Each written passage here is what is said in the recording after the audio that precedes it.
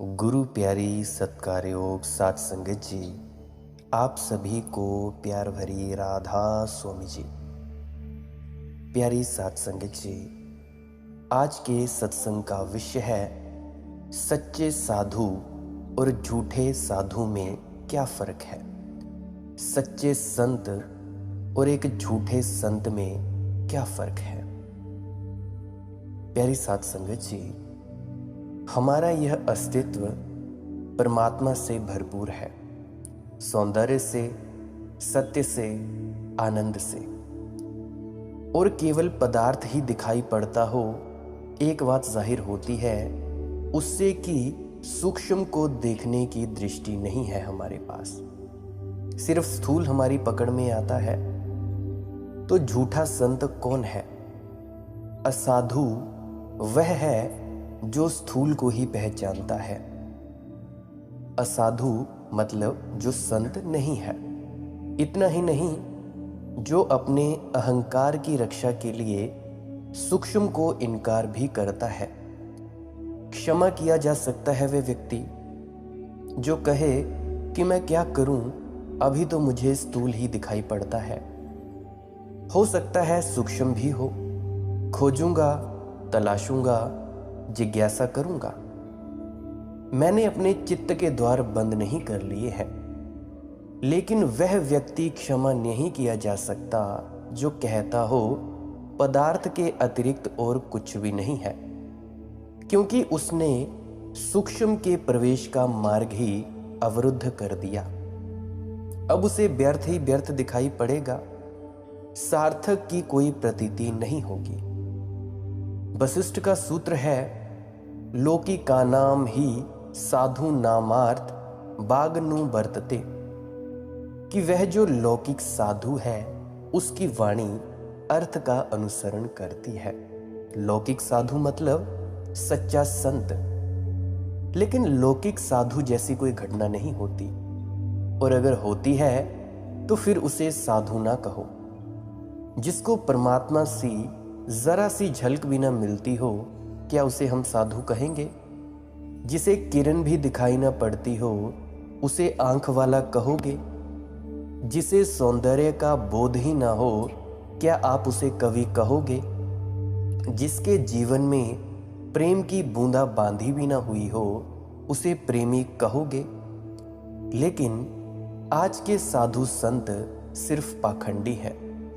यद्यपि ये सच है कि वशिष्ठ ने कहा कि 100 साधुओं में से 99 लौकिक साधु हैं। ऐसा लगता है कि वशिष्ठ कठोर नहीं होना चाहते होंगे, इसीलिए बात को मिठास से कह दिया। संत कबीर जैसे न रहे होंगे। संत कबीर ने कहा है, कबीरा खड़ा बाजार में लिए लुकाटी हाथ, कि कबीर बाजार में खड़ा है लठ हाथ में लिए हुए। कबीरा खड़ा बाजार में लिए लुकाठी हाथ, जो घर बारह अपना चले हमारे साथ। हो हिम्मत घर को जलाने की तो आ जाओ, चलो हमारे साथ। लठ लिए संत कबीर कहते हैं, मैं खड़ा हूं बाजार में। संत कबीर सीधी चोट करते हैं, उस चोट में कहीं कोई समझौता नहीं है। वशिष्ठ सत्य को भी कहते हैं तो लीपा पोत देते हैं, उसको भी थोड़ी सी मिठास, थोड़ी सी चाशनी दे देते हैं। लौकिक साधु, ऐसी कोई बात ही नहीं होती। लौकिक साधु तो होता ही नहीं, साधु होगा तो लौकिक नहीं। ये तो विपरीत को एक साथ जोड़ देना हो गया। जैसा कि मैंने अभी पिछले थोड़ी देर पहले विशिष्ट का सूत्र कहा। ये तो यूं हुआ जैसे कोई कहे अंधेरा दिन, ये तो आधी रात उगा हुआ सूरज हो गया।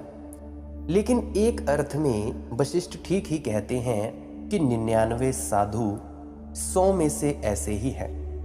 नाम मात्र के साधु, साधु का वेश है, साधु की आत्मा नहीं। ये झूठे साधुओं के लक्षण हैं। साधु का आवरण, साधु का अंतस नहीं। और आवरण बड़ी सस्ती बात है, आचरण भी बड़ी सस्ती बात है। कोई कठिनाई नहीं है साधु के आचरण में, थोड़े अभ्यास की बात है। 2 बार भोजन न किया, 1 बार भोजन किया। यह न खाया वह ना पिया। अब जैसे देखो, कुछ भी करते रहो, पानी भी पियो तो प्रभु का स्मरण करो, भोजन करो तो प्रभु का स्मरण करो। अगर अन्न बिना प्रभु के स्मरण के खाया तो क्या पाप खाया? पानी बिना प्रभु का स्मरण को पिया तो क्या पाप पिया? तो वशिष्ठ का सूत्र है, लोकी का नाम ही साधु नामार्थ बागनु वर्तते। वह जो लौकिक साधु हैं, लौकिक अर्थात जो साधु नहीं हैं, बस दिखाई पड़ते हैं, नाम मात्र को हैं। साधु का लेवल लगा रखा है, भीतर कुछ और है। भीतर तो लोक ही है। अभी अलोक से कोई संबंध नहीं हुआ, अलौकिक से कोई नाता नहीं हुआ, मगर यही तो तुम्हें मिलेंगे। फिर चाहे कोई भी हो, चाहे अखंडानंद हो, चाहे स्वरूपानंद हो, यही तुम्हें मिलेंगे। लौकिक साधु ही तुम्हें मिलेंगे चारों तरफ। और तब ये जो बात वशिष्ठ जी ने कही है, ये कि लोकी का नाम ही साधु नामार्थ बागनु वर्तते, ये बड़ा काम का है। ये बात ये कहती है, ऐसे साधुओं की वाणी अर्थ का अनुसरण करती है। ऐसे साधुओं के पास अपनी कोई अंतर्वाणी तो होती नहीं, अपना कोई अनुभव तो होता नहीं, ऐसी तो कोई प्रतीति होती नहीं कि जिस शब्द को छू दें वह जीवित हो जाए। ऐसा कोई जादू तो होता नहीं कि मिट्टी को छुएं और सोना हो जाए। तो ऐसे व्यक्तियों की वाणी तो शास्त्र का अनुसरण करेगी।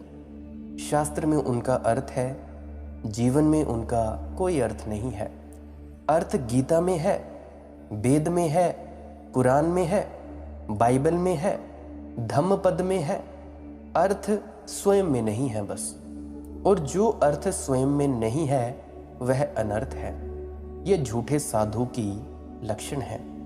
उसे अर्थ कहो ही मत, क्योंकि गीता में जो अर्थ है वह कृष्ण का अर्थ होगा, वह कृष्ण का अनुभव होगा। वह अर्जुन का भी नहीं बन सका तो तुम्हारा क्या बनेगा? कभी सोचो इस बात को। कितना सिर मारा श्री कृष्ण ने, तभी तो गीता बनी। काफी सिर मारा, मगर अर्जुन भी बचाव करता गया। वह भी दांव पेंच लगाता रहा। बड़ी देर तक यह मल्लयुद्ध चला। और अर्जुन ने जब अंततः यह कहा कि मेरे सब संदेह गिर गए, निरसन हो गया मेरे संदेहों का, तो भी मुझे भरोसा नहीं आता। मुझे तो यही लगता है कि वह घबरा गया कि बकवास कब तक करनी। मतलब ये आदमी मानेगा नहीं, ये खोपड़ी खाए चला जाएगा। यहां से बचाऊंगा तो वहां से हमला करेगा। तर्क उसका हार गया, वह स्वयं नहीं हारा। क्योंकि महाभारत की कथा इस बात को प्रकट करती है कि जब पांडव मरे और उनका स्वर्गारोहण हुआ तो सब गल गए रास्ते में ही। अर्जुन भी गल गया उसमें। सिर्फ युधिष्ठिर और उनका कुत्ता दो पहुंचे स्वर्ग के द्वार पर। अगर अर्जुन को श्री कृष्ण की बात समझ में आ गई थी और जीवन रूपांतरित हो गया था तो गल नहीं जाना चाहिए था। महाभारत की इस कथा सूचना दे रही है कि अर्जुन को भी अनुभव नहीं हुआ। मान लिया कि अब कब तक तर्क करो, कब तक प्रश्न करो, इससे बेहतर है निपट ही लो। उठाओ गांडीव, जूझ जाओ युद्ध में, मरो मारो, झंझट खत्म करो। इस आदमी से बचाव नहीं है। इस आदमी के पास प्रबल तर्क है, मगर तर्क से कोई रूपांतरित नहीं होता। अर्जुन भी रूपांतरित नहीं हुआ। कृष्ण का अर्थ अर्जुन का भी अर्थ नहीं बन सका, जो कि आमने सामने थे, जिनमें मैत्री थी, संबंध था, एक दूसरे के प्रति सद्भाव था। तो तुम्हारे और कृष्ण के बीच तो 5000 साल का फासला हो गया। तुम क्या खाक कृष्ण के अर्थ को अपना अर्थ बना पाओगे? तुम क्या खाक जीसस के अर्थ को अपना अर्थ बना पाओगे? तुम क्या खाक बाबा नानक के अर्थ को अपना अर्थ बना पाओगे? तुम कहते हो वाणी का अनुसरण करो, वाणी को हम सुनेंगे, वाणी के अनुसार चलेंगे। क्या तुम ये सोच सकते हो कि जिस तल से बैठकर, जिस तल से गुरु नानक देव जी ने वो बातें कहीं, जप जी की पौड़ियाँ कहीं, क्या तुम उस तल पर हो? अरे भाई, उन जप जी की पौड़ियों को समझने के लिए, गुरु ग्रंथ साहिब जी की वाणी को समझने के लिए तुम्हें उसी तल पर पहुंचना होगा जिस तल पर वे संत थे। जिन संतों की वाणियां उसमें दर्ज हैं उसी तल पर होना पड़ेगा। और एक बात और भी है, जब तुम उस तल पर पहुंच जाओगे जिस तल पर ये संत सद्गुरु थे, तो क्या तुम्हें इस किताबों की जरूरत पड़ेगी? मुझे नहीं लगता पड़ेगी। जिसने खुद की किताब को पढ़ लिया उसे क्या जरूरत पड़ेगी किताबों की? और इसीलिए हमें किसी अनुभवी व्यक्ति की जरूरत पड़ती है जो उस तल पर गया हो, ताकि वो हमें किसी भी ग्रंथ की व्याख्या बता पाए। और मैं ये भी दावे के साथ कह सकता हूं कि वो भी पूरी व्याख्या नहीं बता सकता, क्योंकि सत्य एक ऐसा रहस्य है, एक ऐसी चीज है परमात्मा। चीज भी कहना मैं ठीक नहीं समझूंगा, बोलूंगा तो शब्दों से ही। परमात्मा एक ऐसी शख्सियत है जिसको शब्दों में समझा नहीं जा सकता, महसूस किया जा सकता है। तो इसीलिए मैं कह रहा हूं कि ये बात सच है। तुम अपना अर्थ खोज लो ग्रंथों पोथियों में से, तो श्री कृष्ण का अर्थ भी अनायास नहीं मिल जाएगा। गुरु नानक देव जी का अर्थ भी अनायास तुम्हें नहीं मिल जाएगा, क्योंकि सत्य के अनुभव अलग अलग नहीं होते। सत्य को मैं जानूं कि तुम जानो, कोई और जाने, ए जाने या बी जाने या सी जाने, सत्य का अनुभव तो एक ही होता है। सत्य का अनुभव हो जाए तो बाइबल, वेद, जिंदावेस्ता सबके अर्थ एक साथ खुल जाएंगे। लोग मुझसे पूछते हैं कि क्या आप सारे शास्त्र पढ़े हैं? कमेंट सेक्शन में आया था मुझे, मालिक की मौज सत्संग जो मेरा दूसरा चैनल है, उसके नीचे मुझे कमेंट आया था कि क्या आपने सारे शास्त्र पढ़े हैं? पढ़ने की जरूरत नहीं है। एक शास्त्र मैंने पढ़ा अपने भीतर, और उसको पढ़ लेने के साथ ही सारे शास्त्रों के अर्थ प्रकट हो गए। अब तुम कोई भी शास्त्र उठा लाओ, मेरे पास अपनी रोशनी है जिसमें मैं उसका अर्थ देख लूंगा। इसमें क्या फर्क पड़ता है? मेरे पास दिया जला हुआ है, तुम वेद लाओगे तो वेद उस दिए की रोशनी में झलकेगा, और तुम कुरान लाओगे तो कुरान झलकेगी, तुम धम्मपद लाओगे तो धम्मपद झलकेगा, तुम जो भी ले आओगे उस रोशनी में झलकेगा। दिए को क्या फर्क पड़ता है कि वेद सामने है कि कुरान की बाइबल? दिए की रोशनी तो पड़ेगी सब पर समान, समभाव से। तो आखिर में मैं ये कहना चाहता हूँ कि जो झूठे साधु सन्यासी हैं, संत हैं, वे शास्त्रों के अनुसार चलने में विश्वास रखते हैं, परंतु जो सच्चे संत होते हैं वे वाणियां तो शास्त्रों के अनुसार लेते हैं, परंतु उनका जो अर्थ करते हैं उसमें उनका अनुभव होता है। जो उन्होंने देखा होता है वे केवल उसी को ही बोलने की चेष्टा करते हैं, उसी को व्याख्यान करने की चेष्टा करते हैं।